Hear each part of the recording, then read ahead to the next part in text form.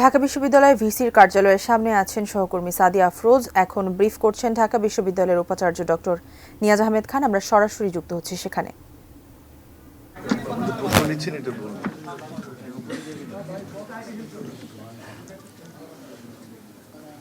আমি বক্তব্যটি লিখিত আকারে আছে এবং সেটি আমি উপস্থাপন করব এবং আপনাদেরকে লিখিত বক্তব্যের কপিও দেয়া হবে যাতে আপনাদের তথ্যের কোনো অসুবিধা না হয়।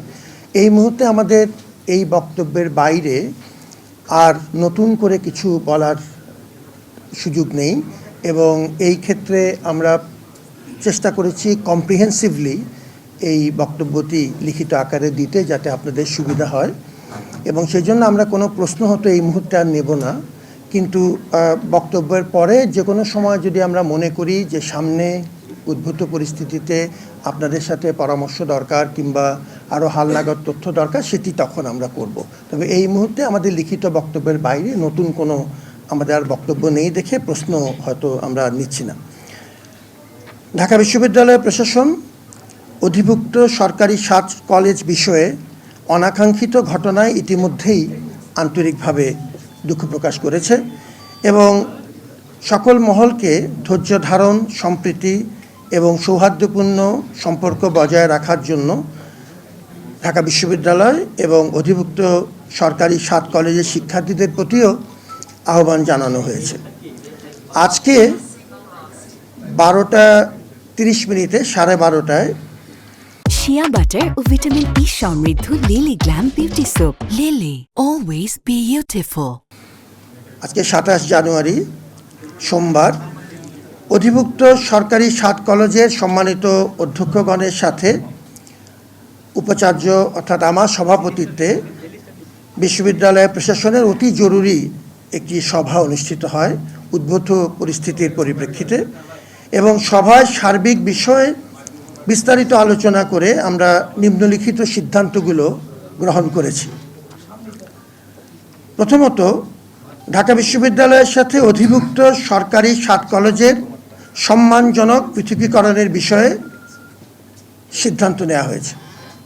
আমরা অনারেবল সেপারেশনের পথে যাচ্ছি, যেটি আমাদের ঢাকা বিশ্ববিদ্যালয়ের শিক্ষার্থী এবং 7 কলেজের শিক্ষার্থীদের একটি কমন দাবি।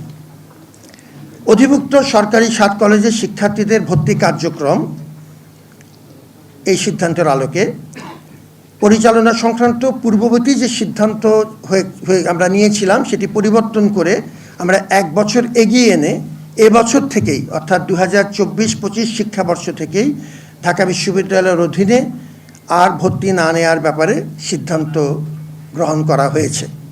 এর আগে আমরা 2025-26 ভর্তি হবে না মর্মে আমরা লিখিতভাবে মন্ত্রণালয়কে জানিয়েছিলাম। এখন সেটি আমরা 1 বছর এগিয়ে এনে এবছর থেকেই অর্থাৎ এই মুহূর্ত থেকেই সেটি কার্যকর করবার ব্যবস্থা সিদ্ধান্ত নিয়েছে এবং কার্যকরী ব্যবস্থা নেওয়া হবে। শিক্ষার্থীদের দাবি অনুযায়ী 29 ডিসেম্বর 2024 তারিখে শিক্ষা মন্ত্রণালয় কর্তৃক গঠিত যে উচ্চ পর্যায়ের বিশেষজ্ঞ কমিটি 2024-25 শিক্ষাবর্ষ থেকে পরবর্তী শিক্ষাবর্ষের কার্যক্রম পরিচালনার জন্য সভায় জোর সুপারিশ করা হয়। এই কমিটিকে আমরা অনুরোধ করছি আমাদের পরবর্তী কার্যক্রম শিক্ষা কার্যক্রম তাদের মাধ্যমে পরিচালনা করবার জন্য তারা যেভাবে সিদ্ধান্ত নেবেন এবং এই ক্ষেত্রে ঢাকা বিশ্ববিদ্যালয় প্রশাসন পূর্ণ সহযোগিতা করবে কমিটিকে। 2024-25 শিক্ষাবর্ষ থেকে শিক্ষার্থীদের দাবি অনুযায়ী আসন সংখ্যা ও ভর্তি ফি নির্ধারণ সহ যাবতীয় বিষয়ে মন্ত্রণালয় কর্তৃক গঠিত যে বিশেষজ্ঞ কমিটি তারাই সিদ্ধান্ত গ্রহণ করবে। পঞ্চমত, যেসব শিক্ষার্থী বর্তমানে ঢাকা বিশ্ববিদ্যালয়ের চলমান শিক্ষা কার্যক্রমের অধীনে রয়েছেন তাদের ক্ষেত্রে বিশ্ববিদ্যালয় প্রশাসন দায়িত্বশীল থাকবে যাতে তাদের শিক্ষাজীবন কোনোভাবেই ক্ষতিগ্রস্ত না হয়। এ দায়িত্ব আমরা পালন করে যাব, প্রতিটি শিক্ষার্থী যেন কোনোভাবেই ক্ষতিগ্রস্ত না হয়।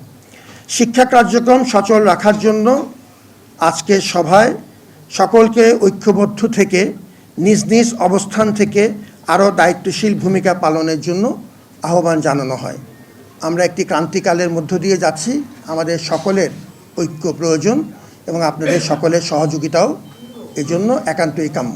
আপনারা সবাইকে ধন্যবাদ জানাচ্ছি এবং আপনাদেরকে আমরা চেষ্টা করব যে কোনো সময় প্রয়োজন অনুযায়ী আমরা যেন হালনাগাদ তথ্য আপনাদেরকে দিতে পারি। সবাই ভালো থাকুন।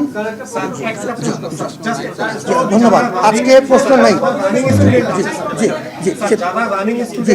আমি প্রশ্নটা বলছি এই বিষয়টি বিস্তারিত নোটে আছে, রানিং স্টুডেন্ট সম্পর্কে পরিষ্কার তথ্য ভিতরে দেওয়া আছে।